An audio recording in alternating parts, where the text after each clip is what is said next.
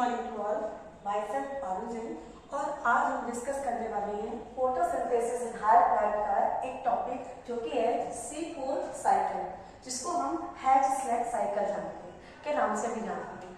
जैसे कि हमको पता है कि दुनिया में सिर्फ प्लांट्स ही हैं जो अपना फूड प्रिपेयर करते हैं by the process of photosynthesis. छोटी छोटी क्लास से हम पढ़ते हुए आए हैं, लेकिन इस चैप्टर में हम ये पढ़ने वाले हैं कि फोटोसिंथेसिस के लिए एक सेल ऑर्गन होता है जो कि होता है क्लोरोप्लास्ट, और उसमें भी डिवीजन ऑफ लेवल होता है। लाइट रिएक्शन होते हैं, डार्क रिएक्शन होते हैं। लाइट रिएक्शन में हम एटीपी को सिंथेसाइज करते हैं जो कि हमने पढ़ा था, और डार्क रिएक्शन में हम यही एटीपी का हम यूज करके हम फूड सिंथेसिस करते हैं।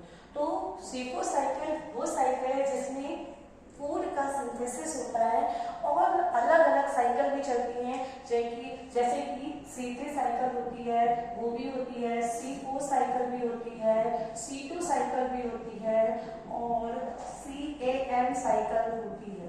ऐसी कई साइकिल आपने सुनी होगी। ठीक, तो जिसमें से आपने C3 साइकिल, जो कि बहुत ही कॉमन साइकिल है, सभी प्लांट में, यूनिवर्स में जितने भी प्लांट थे सभी C3 साइकिल को कंपल्सरी करते ही करते हैं। ओके, जब C3 साइकिल सब काम अच्छे से कर रहा था तो हमें C4 साइकिल की जरूरत क्यों पड़ी?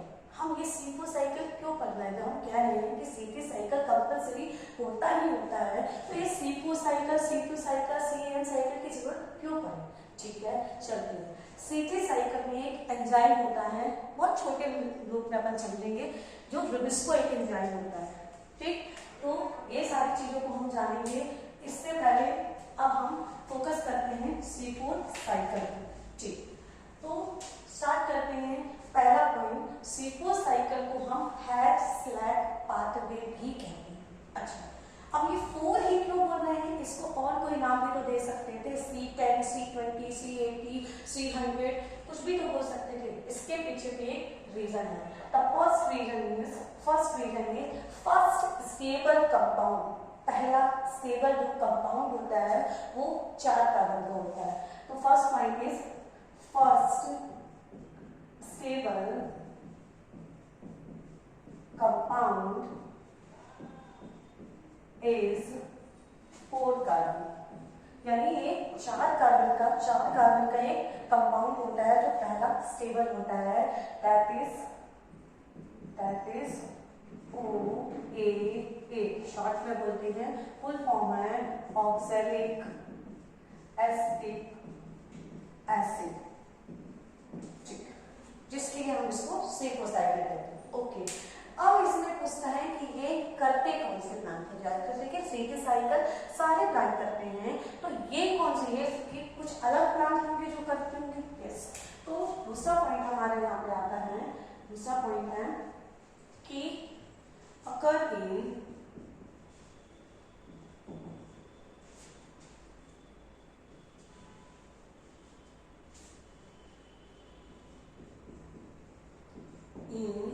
most of monocot plant। ज्यादातर मोनोकॉट प्लांट शो करते हैं, मगर एक PYQ क्वेश्चन आया था कि ऑल मोनोकॉट प्लांट नहीं। एनसीईआरटी में क्लियरली लिखा हुआ है कि मोस्टली मोनोकॉट और and dicot, but not all monocot. ये याद रखना, PYQ का क्वेश्चन है, आया हुआ क्वेश्चन है कि सारे मोनोकॉट करते हैं, नहीं, मोस्ट ऑफ मोनोकॉट ये शो करते हैं। अच्छा, ठीक, फिर कुछ एग्जाम्पल हैं जो कि करते हैं। इसको हमारे एनसीईआरटी में दिए हुए हैं कुछ बेसिक एग्जाम्पल, कुछ एग्जाम्पल दिए हुए हैं। That is maize, sugarcane, sorghum, amaranthus, etc। कुछ एग्जाम्पल हैं जो कि हमारे एनसीईआरटी में दिए हैं, और एनसीईआरटी का गिवन हुआ हर डाटा इंपॉर्टेंट हो जाता है।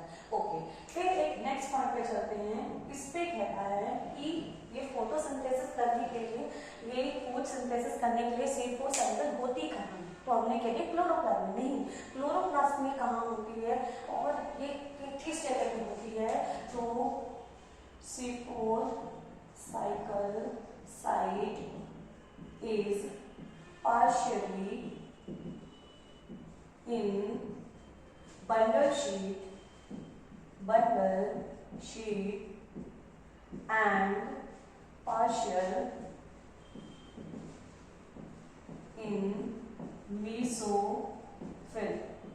कुछ बंडल शीट पे होती है और कुछ मेसोफिल में, मतलब आधा पार्ट मेसोफिल, आधा साइकिल मेसोफिल में होता है और आधा साइकिल बंडल शीट पर होता है। ओके, फिर एक बात आई कि ये C4 साइकिल से यानी C3 साइकिल से कैसे अलग है।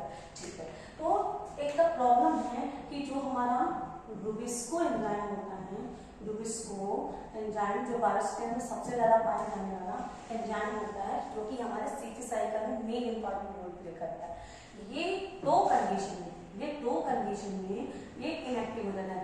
At high temperature, at O2 increase, concentration increase, ये O2 ज्यादा हो जाने पर और टेम्परेचर ज्यादा हो जाने पर ये काम बढ़िया से नहीं करता है। अच्छा, तो यानी इसकी इफिशियंसी बाइंडिंग साइड ऑक्सीजन के लिए ज्यादा और CO2 के लिए बाइंडिंग साइड कम हो जाती है, जिससे क्या होता है कि हमारा जो ग्लूकोज है वो नहीं बन पाता है और अदर कंपाउंड 5 कार्बन के बन जाते हैं, जो कि C2 साइकिल होता है।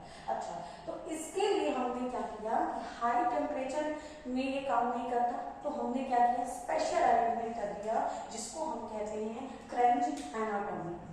एक वर्ड है क्रेंज anatomy,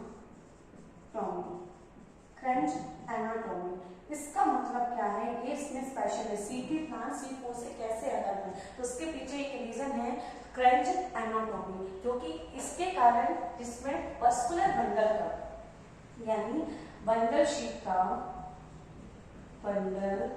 sheet is ring arrangement, और बंडल शीट का रिंग अरेंजमेंट होने के कारण इसमें वाटर का ट्रांसपोर्ट इजीली होता है। ठीक, और ये क्या होता है, वाटर का ट्रांसफर अच्छे से होगा और इसी को कहते हैं विथ लाइक अरेंजमेंट। और इस अरेंजमेंट में क्या होने वाला है कि दोनों चीज कौन सी, बंडल शीट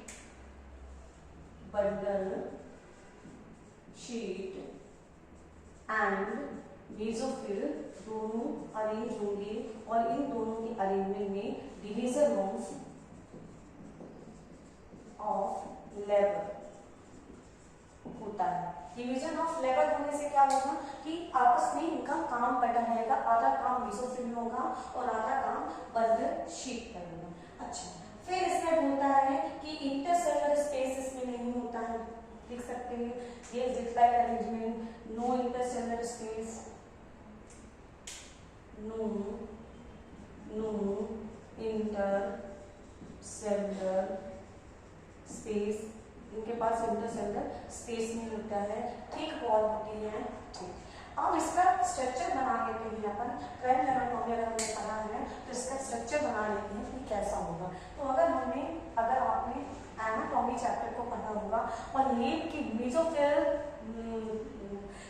एनाटॉमी पढ़ी होगी, तो उसमें क्या है कि हमारे पास होते हैं एपिडर्मल टिश्यू सिस्टम, ठीक, उसके ऊपर हमारे क्या है क्यूटिकल होते हैं, जहाँ पे स्टोमेटा प्रेजेंट होता है वहाँ पे क्यूटिकल एब्सेंट होते हैं। अगर हम डाइकोट लीफ की बात कर रहे हैं तो हमारे पास कैसे होते हैं, बीन शेप होंगे, क्योंकि हम डाइकोट लीफ बना रहे हैं तो हम बीन शेप स्टोमेटा लगा देते हैं।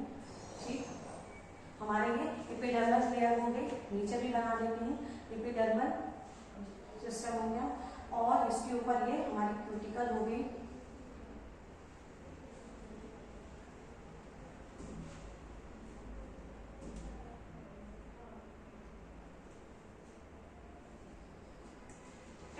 तो ये हमारा क्या है एपिडर्मल लेयर,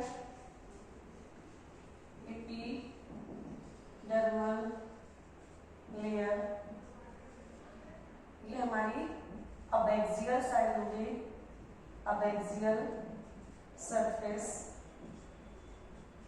हमारे ये क्यूटिकल, स्टोमेटा, ये सब हमने एनाटॉमी वाले चैप्टर पे पढ़ा था। ठीक, अब हमारा एपिडर्मल सर्फेस होने के बाद हमको क्या चाहिए है, मेसोफिल चाहिए। अगर हम डाइकोट ट्री बना रहे हैं तो क्या है, पेरिसीड और स्पॉन्जी में बनी होती है। हमारा मेसोफिल सेल जो होता है, ग्राउंड टिश्यू सिस्टम, जिसको हम मेसोफिल सेल कहते हैं, पेरिसीड और स्पॉन्जी में बना होता है। तो ऊपर क्या होगा, पेरिसीड, मेसोफिल, और नीचे क्या है हमारे, स्पॉन्जी। स्पॉन्ज हमने देखा होगा, जो बर्तन साफ करते हैं, जो फोम हो गया, वो स्पॉन्ज जैसा होता है, यानी इंटरसेलुलर स्पेस पाया जाता है। तो हमारे ये क्या होंगे, स्पॉन्जी पैरेंकाइमा, स्पॉन्जी पैरेंकाइमा। तो ये सारी चीज तो हमने देखी। तो हम देख रहे हैं ये दो जगह होती है, कहाँ कहाँ, बंडल शेप में और मेसोफिल में। सीधी साइकिल पूरी की पूरी मेसोफिल में हो रही थी, लेकिन इसमें बंडल शेप का इन्वॉल्वमेंट हुआ। तो बंडल शेप का इन्वॉल्वमेंट क्यों हुआ, हम ये जानने की कोशिश करेंगे। अब हमारे मेसोफिल सेल है, यहाँ पे हमारी थिक लेयर हमारी ये बंडल शीट होती है। थिक लेयर ये हमारी बंडल शीट है, और इसको हम बोलेंगे बंडल शीट। ये हमारी जो बंडल शीट है, इसके लिए यहाँ पे हमारी होती है। ठीक, तो ये सारी चीजें से हमको ये पता चला कि ये पहला स्टेबल कंपाउंड क्या है, जो कि 4 कार्बन का होता है, जो कि क्या है, ऑक्सीजोएस्टिक एसिड है। ज्यादातर मोनोकॉट प्लांट करते हैं, लेकिन सारे मोनोकॉट नहीं करते हैं। कुछ एग्जाम्पल हमने पढ़ लिए। ये दो जगह होती है, बंडल शीट में और मेसोफिल में होती है। इसकी प्रॉब्लम क्या है, C3 साइकिल से इफेक्टिव क्यों नहीं हो पाई, C4 की जरूरत क्यों पड़ी। तो दो रीजन है कि हाई टेम्परेचर पर सिलिको एंजाइम काम नहीं कर पाता है, और ऑक्सीजन के लिए बाइंडिंग साइट ज्यादा है, वहाँ पे ऑक्सीजन ज्यादा हो जाता है, तो वो काम नहीं कर पाता। तो हमको इसके लिए रुबिस्को को ही हटा दें, नहीं, ये पॉसिबल नहीं है। रुबिस्को एंजाइम चाहिए। तो हम उसके लिए कुछ अलग एडवांटेज करते हैं, एडॉप्टेशन करते हैं, जिसको हम C4 कहते हैं। उसके लिए पहला क्या है, फ्रेंच एनाटॉमी होती है, जिसमें रिंग टाइप स्ट्रक्चर होता है, बेड-लाइक अरेंजमेंट होता है। ठीक है, और वो हमने देख लिया कि कुछ काम जो है हमारा मेसोफिल में होने वाला है, और मेसोफिल से जहाँ पे हमारी लाइट रिएक्शन है, ये लाइट रिएक्शन होती है, ये मेसोफिल में हमारा काम होता है। और वहाँ से आती है ऑक्सीजन, CO2 आती है, और फिर वही कार्बन को कहाँ, मेसोफिल में भेज दिया जाता है। और इस तरह हमारा फोटो रेस्पिरेशन के बगैर हमारी फोटोसिंथेसिस हो जाती है, फूड सिंथेसिस हो जाता है। ठीक है, तो इतना हमने जाना। अब हम पढ़ते हैं इसके बारे में और एक्स्ट्रा पॉइंट ऐड कर लेते हैं, जैसे कि ये अलग कैसे हुआ। तो हमारे पास अगर आपसे कोई पूछे कि C3 ज्यादा अच्छा है या C4, तो क्या रीजन आएगा, C4 plant is more food. बहुत सारे रीजन है, ठीक है, उसके बारे में अपन चर्चा करते हैं। ठीक है,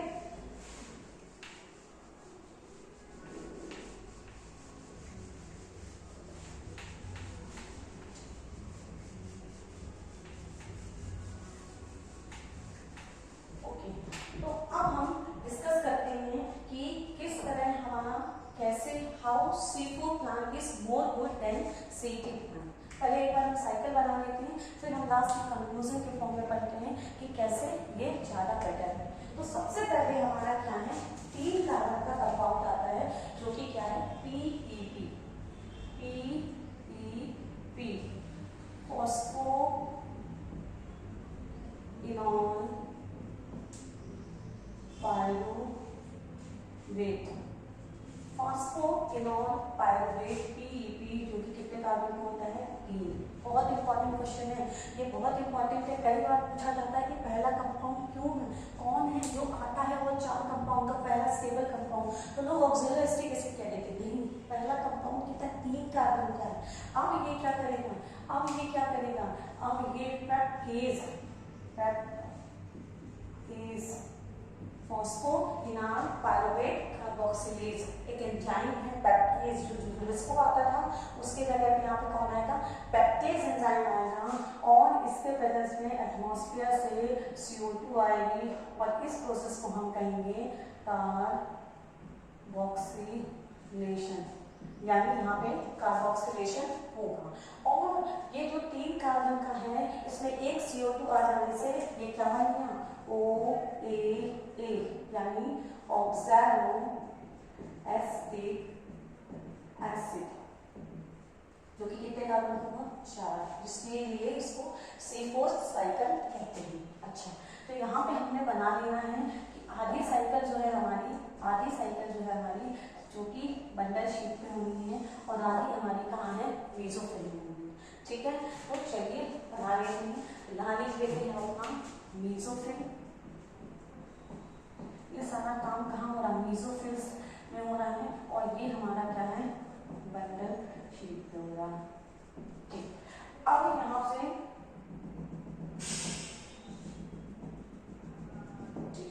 अब यहाँ पे 4 कार्बन का जो हमारा कंपाउंड है वो ऑक्सैलोएसिटिक एसिड, ये कहाँ इंटर करेगा, ये और इंटरमीडिएट कंपाउंड बनाएगा, दैट इज मैलिक एसिड या फिर एस्पार्टिक एसिड बनाएगा, जो कितने कार्बन होता है, 4 कार्बन का होता है। मैलिक एसिड या एस्पार्टिक एसिड, यही मैलिक एसिड या एस्पार्टिक एसिड कहाँ इंटर करता है, यही मैलिक एसिड और एस्पार्टिक एसिड इंटर करता है हमारे बंडल शीट में। ठीक, और यही इंटर करके ये क्या बनेगा, सेम लिख लेते हैं, मैलिक एसिड या फिर एस्पार्टिक एसिड, जो कि 4 कार्बन। बार बार लिखने का मतलब ये है कि आपको याद रहे कि 4 कार्बन कंपाउंड का तो कुछ होने वाला नहीं। जैसे आप केमिस्ट्री में पढ़ते हो कि ऑक्टेट कंप्लीट हो जाए, उसी तरह इनको भी 6 चाहिए, 6 कार्बन से ग्लूकोज बनेगा। ये 4 कार्बन ये भटकते हुए आत्मा की तरह है, इनका कुछ नहीं होने वाला है, या तो 3 के 2 कार्बन बन जाए या 6 कार्बन का एक कंपाउंड बन जाए।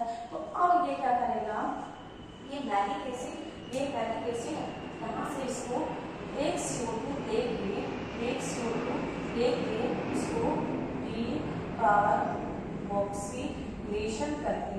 डीकार्बोक्सिलेशन करके क्या बना लेगा, पायरुविक एसिड बना लेगा, जो कि कितने कार्बन का हो, 3, यानी एक क्या देगी, एक CO2 को देगी और देगा इज कॉल्ड डीकार्बोक्सिलेशन और आना इज कॉल्ड कार्बोक्सिलेशन।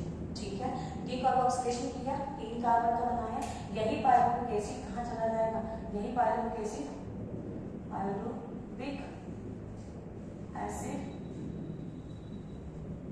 ये 3 कार्बन का यही फॉस्फेनॉल पायरुवेट बनाएगा। ये तो पूरी प्रोसेस हो गई, लेकिन ये जो देकर चला गया है बंडल शीट पर एक CO2 का, उसका क्या होगा, उसके लिए क्या होने वाला है, यहाँ पे जैसे आपने सीधी साइकिल जैसे पढ़ी थी एज इट इज वही होने वाली है। यहाँ पे सीधी साइकिल जो आपने पढ़ी थी, यानी रूबुलोज RUBP, रूबुलोज बाइफॉस्फेट, यहाँ पे हम फुल फॉर्म लिखे दे रहे हैं RUBP का, RUBP फुल फॉर्म है रूबुलोज बाइफॉस्फेट कार्बोक्सिलेज, रूबुलोज बाइफॉस्फेट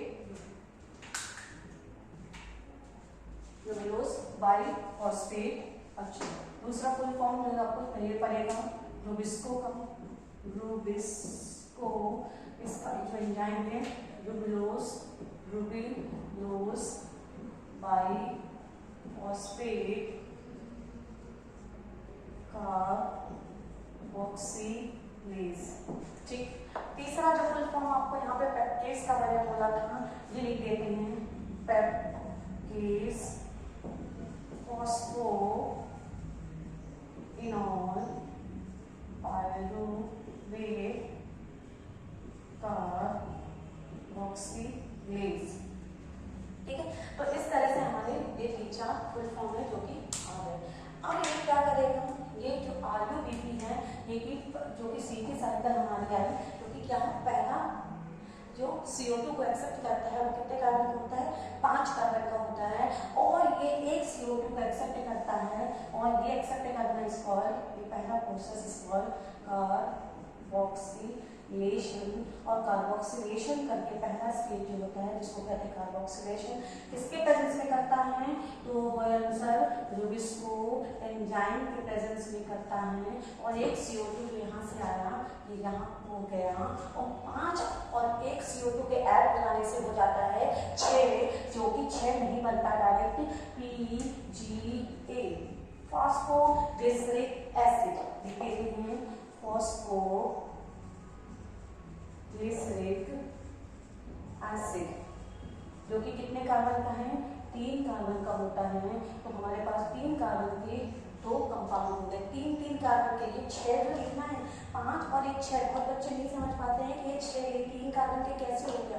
तो ये जो 5 है उसमें एक CO2 आ गया तो हुआ 6, और 6 को लिखने के लिए हम लिखते हैं 3 कार्बन और 3 कार्बन, 3 कार्बन के 2 कंपाउंड हो गए फॉस्फोग्लिसरिक एसिड। और इस स्टेप को कहते हैं कार्बोक्सिलेशन, यानी CO2 का आना। 5 कार्बन का रूबिस्टोल बाइफॉस्फेट में PGA का आना कहलाता है कार्बोक्सिलेशन। ठीक है, इस प्रोसेस को आगे बढ़ाते हैं PGAL, याद कर सकते हैं फॉस्फोग्लिसरल्डिहाइड। लिखते हैं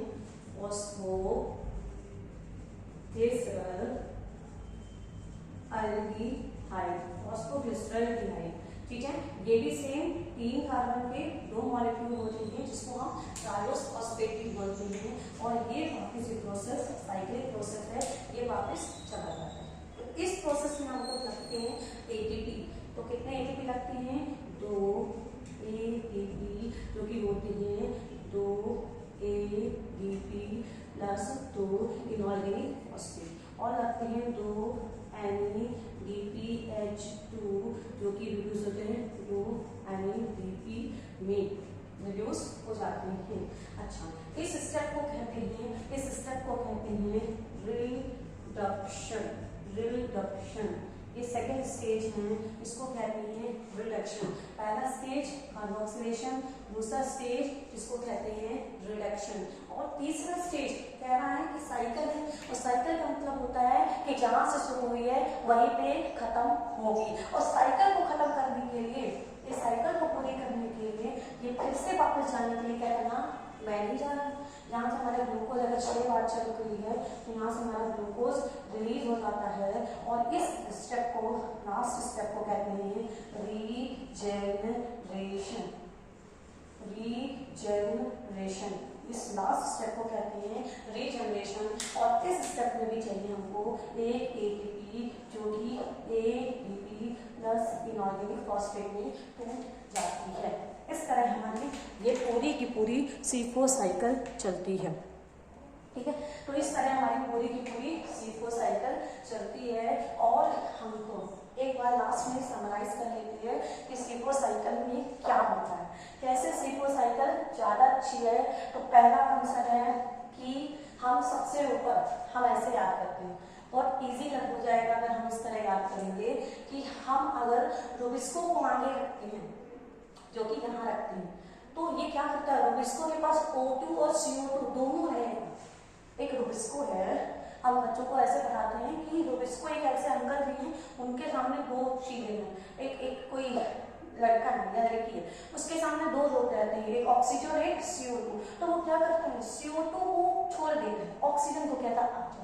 तो क्या होगा, 5 कार्बन का है, ये एक CO2 की जगह सम टाइम, ऐसा नहीं है उसको बुरा है, लेकिन ये क्यों करता है, कॉन्सेंट्रेशन ज्यादा है, टेम्परेचर ज्यादा होने से ये डिस्टर्ब हो जाता है। तो ये क्या करता है, 5 कार्बन का है और यहाँ ऑक्सीजन आ जाएगा, तो एक तो PGA बन जाएगा और दूसरा 2 कार्बन का। अब कहेगा 5 कार्बन का हूँ तो 3 कार्बन का एक और 2 कार्बन का एक बनेगा क्या, ग्लूकोज। तो हमें 6 कार्बन का कंपाउंड चाहिए, तो वो 5 वाला भटकता रह जाता है, मैं क्या करूँ। तो इसलिए हम उसको फ्रंट लाइन में रखेंगे नहीं, तुमको नहीं रखेंगे, हम किसको रखते हैं, पैक्टेज को रखते हैं, जो कि क्या कहता है, नो करते, कोई मिस्टेक नहीं करेंगे, हमेशा हम CO2 को बाइंड कर के लाएंगे। इसीलिए हम इसको क्या रखते हैं, पहला कंपाउंड क्या होता है, केस जो कि कितने कार्बन का, पहला होता है पीईटी फॉस्फोइनॉल पायरुवेट जो कि होता है 3 कार्बन का, कि CO2 का आना इज कॉल्ड कार्बोक्सिलेशन। एंजाइम के प्रोसेस में कैटकेस आता है, पहला सेल बनाता है 4 कार्बन का, दैट इज ऑक्सीडाइज्ड एसिड। फिर ये बनाता है इंटरमीडिएट कंपाउंड, ठीक है। फिर ये मैलिक एसिड एस्पार्टिक एसिड कहाँ आया, बंदर शीट में, और फिर ये आया तो ये फिर 4 का होता है। 4 का तो कुछ होना ही नहीं है, 3 के 2 बन जाओ या 6 का 1 बन जाओ। तो ये क्या करता, मेरे काम का नहीं जाओ, ये एक CO2 को कहाँ छोड़ के, बंदर शीट पे छोड़कर भाग जाता है और हमारे एक पायरुवेट एसिड जाके वापस मिल जाता है।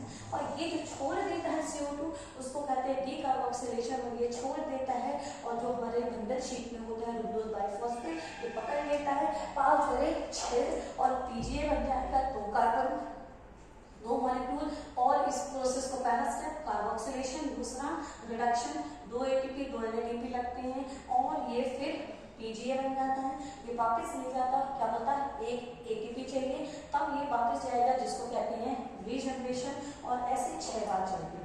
अच्छा, तो जो हमसे क्वेश्चन पूछा जाता है कि सीके साइकिल का क्वेश्चन पूछा जाता है कि एनर्जी कितनी लगती है, कितनी यूज होती है, तो वो हो गया यहीं पे हम इसका पढ़ते हैं कि कितनी एनर्जी हमारी यूज होती है और कितनी एनर्जी हमारी लगती है। अच्छा ठीक है, तो यहाँ पे हम इसका एक फ्लो चार्ट बनाते हैं। तो यहाँ पे 2 ATP ज़्यादा और एक्स्ट्रा लगती हैं, ये 2 ATP जो हैं वो और ज़्यादा लगते हैं एज कम्पेयर टू C3। लेकिन कभी कभी हमने सुनी होगी वो चीज़ ज़्यादा अच्छी है, जैसे कि सस्ती चीज़ से बेहतर महंगी चीज़ लो एक बार और सस्ती चीज़ लो कई बार। तो वही है C3 साइकिल सस्ती तो पड़ती है 2 रुपये कम, यानी 2 ATP कम की पड़ती जरूर है कि बड़ी मेहनत कर जाती है, ठीक है, गलती होने की चांसेस होती है। लेकिन क्या है कि 2 रुपये ज़्यादा है, यानी 2 ATP ज़्यादा है लेकिन काम बढ़िया करती है। तो यहाँ पे अगर हम एक चार्ट बना लें, यहाँ पे लिख लें, यहाँ पे अगर लिख लें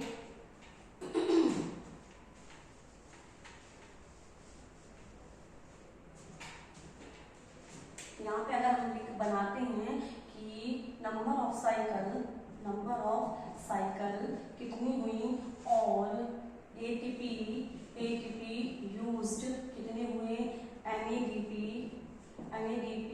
यूज्ड कितने हुए, एंड कभी कभी क्वेश्चन होता है ATP प्रोड्यूस और NADP प्रोड्यूस और CO2 फिक्स, ये एक टेबल है, ठीक है। अब यहाँ पे पूछता है कि नंबर ऑफ साइकिल कितनी थी, एक टेबल बना लेते हैं, ठीक है। आपसे पूछता है ये सवाल कई तरह से आता है कि इसके लिए कि एक साइकिल होगी तो एक बार में एक CO2 फिक्स होता है, एक साइकिल में एक बार में एक CO2 फिक्स होता है। कितनी ATP यूज करता है, तो यहाँ बताया था 2 ज्यादा यानी 3 तो करता है ये 2 और एक 3, और यहाँ पे मैंने बता ही दिया था, यहाँ पे लिख देते हैं 2 ATP एक्स्ट्रा 2 ATP और ज़्यादा लगती है, और यहाँ तो 3 है, यहाँ तो 3 ATP है। तो ये क्या हो गई, टोटल ATP कितनी यूज होती है 5, NADP कितनी 2, प्रोड्यूस होती है नहीं, बच्चे बड़े कैलकुलेशन में लग जाते हैं, लेकिन प्रोड्यूस तो 0 अंडा प्रोड्यूस करना ही नहीं है, प्रोड्यूस तो लाइट रिएक्शन में होती है, और यहाँ क्या कर रहे हैं डार्क रिएक्शन कर रहे हैं, तो प्रोड्यूस तो होती नहीं है, ठीक है। अगर हम ये 6 बार चलाएं, यानी एक ग्लूकोज को बनाने के लिए चलाएं, तो कितनी ATP यूज होंगी 35 × 6, ठीक। NADP कितनी यूज होती है, NADP कितनी यूज होंगी 12 और प्रोड्यूस 0 और कितने CO2 फिक्स होंगे 6।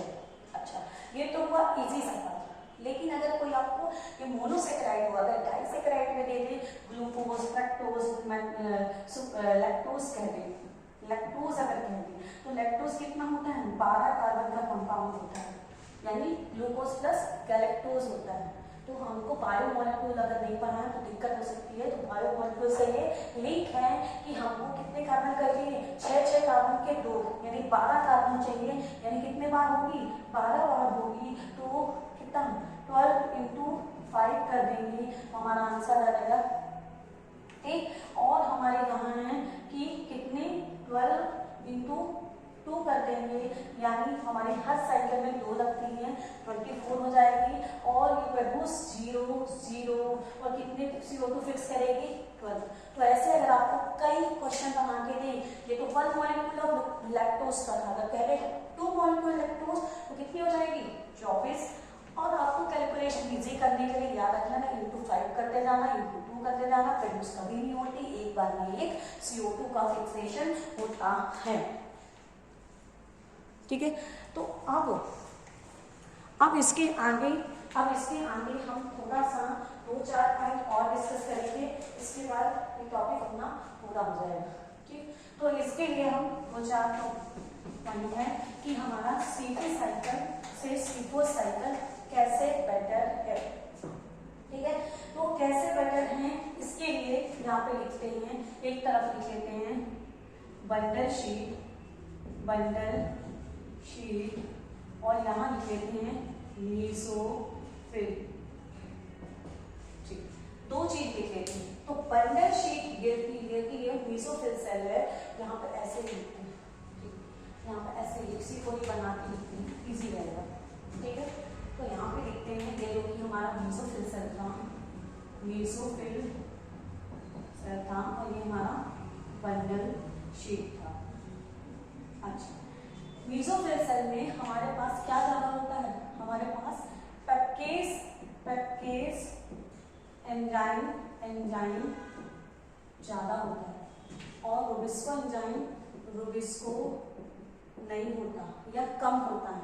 यहाँ पे जस्ट उल्टा है, यहाँ पे हमारे पास क्या है, पेप्केस एंजाइम हमारे पास नहीं है और रुबिस्को एंजाइम हमारे पास ज्यादा है। तो ये एक बहुत रैंडम मास क्वेश्चन है। मेसो बंडल शीट में क्लोरोप्लास्ट ज्यादा होती है, क्लोरोप्लास्ट इन साइटोप्लाज्म ज्यादा होते हैं और यहाँ पे क्लोरोप्लास्ट कम होते हैं। तो ऐसे कुछ बेसिक डिफरेंस है। तो आधा काम यहाँ मेसोफिल में होता है, अगर ये मेसोफिल में भी हो रहा होता सारा का सारा काम, तो फिर वही गलती हो जाता है। जब इसको एंजाइम फिर से बाइंडिंग साइट इसको कभी CO2 को बाइंड करता, कभी O2 को बाइंड करता, कभी, तो इससे क्या होता है ना, दिक्कत हो जाता है। इसीलिए ये रुबिस्को एंजाइम को ही हटा दिया। तो हमने पहले ही डिस्कस किया था कि रुबिस्को एंजाइम को हमें 2 चीजें चाहिए, रुबिस्को एंजाइम को 2 चीजें चाहिए रहती है कि क्या था, एक तो लो टेम्परेचर, इसीलिए C3 साइकिल जो है हमारी रुबिस्को एंजाइम को 2 चीजें चाहिए रहती है, रुबिस्को एंजाइम को 2 चीजें चाहिए, जैसे कि लो टेम्परेचर। C3 साइकिल हमेशा लो टेम्परेचर में काम करती है और C4 साइकिल मोर एडवांस्ड मोर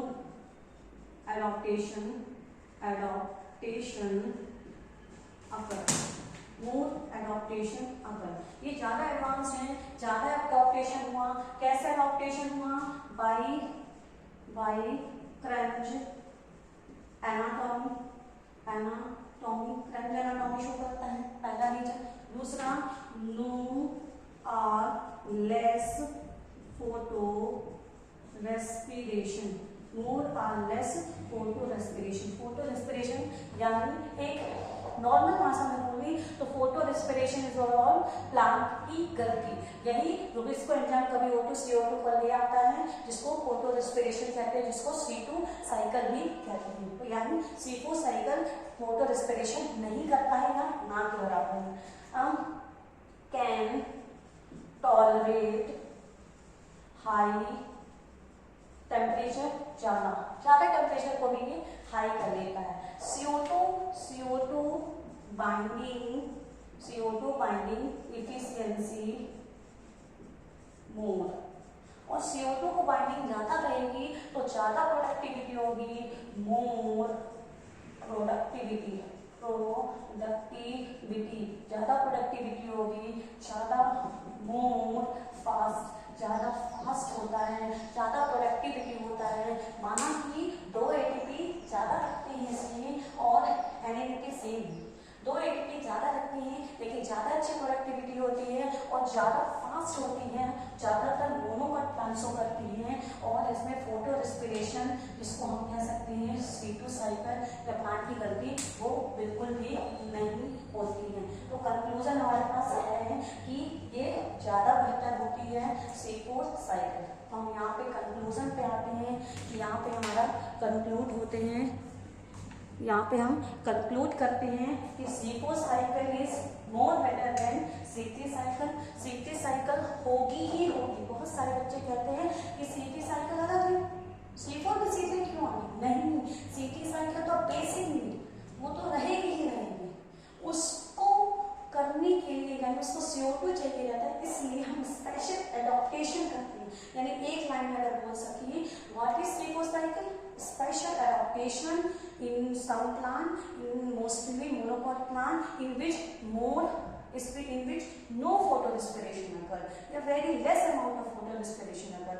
यानी पेप्टेज एंजाइम अगर आ जाता है तो फोटोरेस्पिरेशन नहीं होता है, और नहीं होता है तो वही 4 कंपाउंड का बन गया, 4 कार्बन का, और 4 कार्बन की जरूरत नहीं है। तो एक तरह से पकी पकाई यानी CO2 जो एटमॉस्फेयर से थी वो इसको हम ला कर दे देते हैं। अब हम इसको कैसे गलती करेंगे? जब इसको को फ्रंट लाइन में रखते हैं तो वो क्या कर देता है? गलती कर देता है। लेकिन जब हम इसको को कहाँ रखेंगे? बंजर शीट में अंदर रखेंगे तो कैसे करेगा? तो हमने दो पॉइंट पढ़े थे कि हाई टेम्परेचर ज़्यादा भी काम नहीं करता है और O2 ज़्यादा भी काम नहीं करता है। ठीक, तो पहला कॉन्सेप्ट से हमको समझ में आ गया कि टेम्परेचर ज़्यादा है, इसीलिए इसको क्या करते हैं? इसीलिए इसको डेप्थ में हमने रख दिया